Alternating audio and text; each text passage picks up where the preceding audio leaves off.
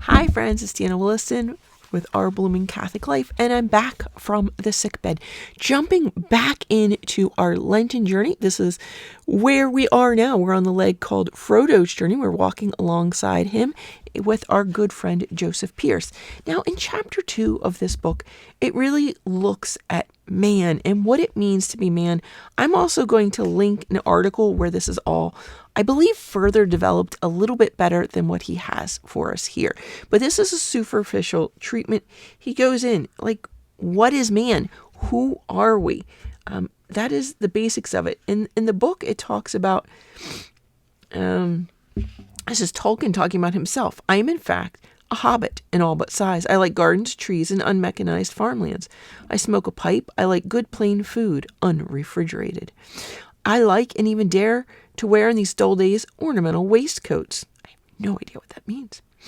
I am fond of mushrooms out of a field, have a very simple sense of humor, which even my appreciative critics find tiresome.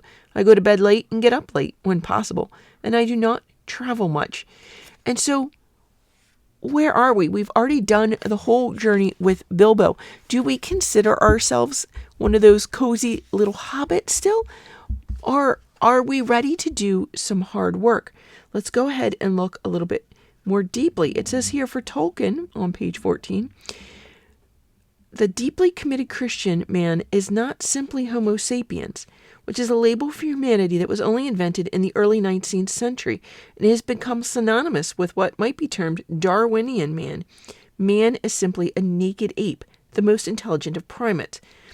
Countering such a view, Christianity sees man as a creature made in the image of God in a manner that distinguishes him radically from the rest of the animals. There's a part of man that isn't nature. It's supernatural, right?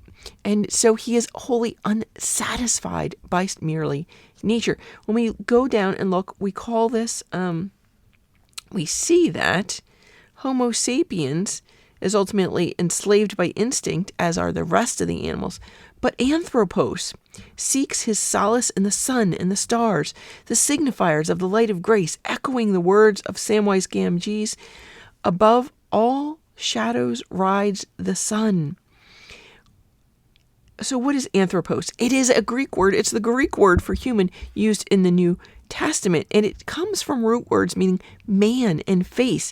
That is, man is rational and made in the image of God. We are made to be face to face with God, right? Face to face to God. We're in his image. Somehow we relate God back.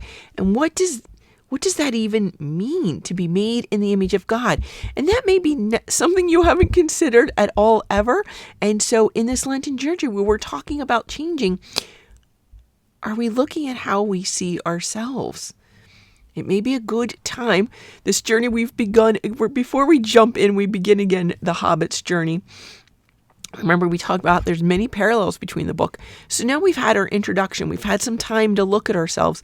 Who would you say you are? If you had to describe yourself to someone right now, who would you say you are, and who do you want to be?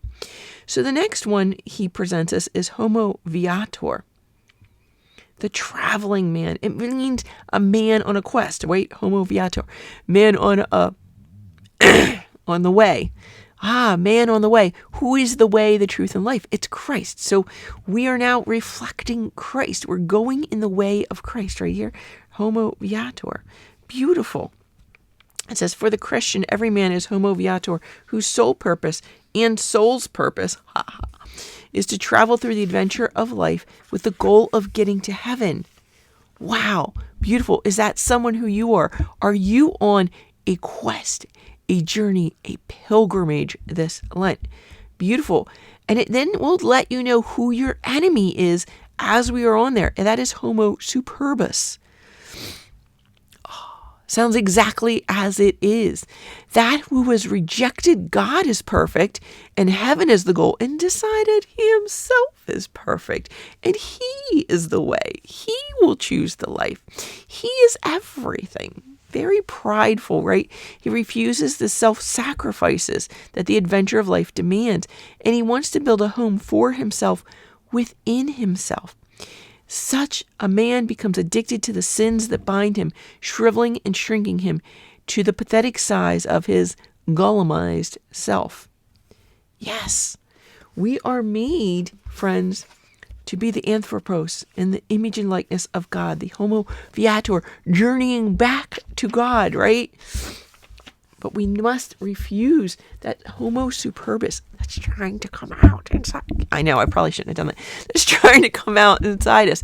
And so I'm going to leave it here. I know that's only chapter 2. I'm going to link this article below.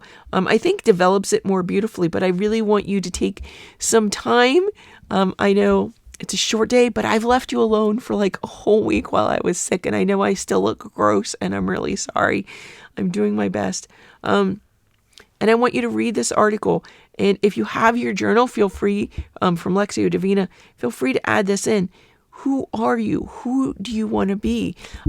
Might be some times to make a little chart. What are some of your characteristics that are really great? Line up the virtues and see virtues and vices and which ones speak more to you.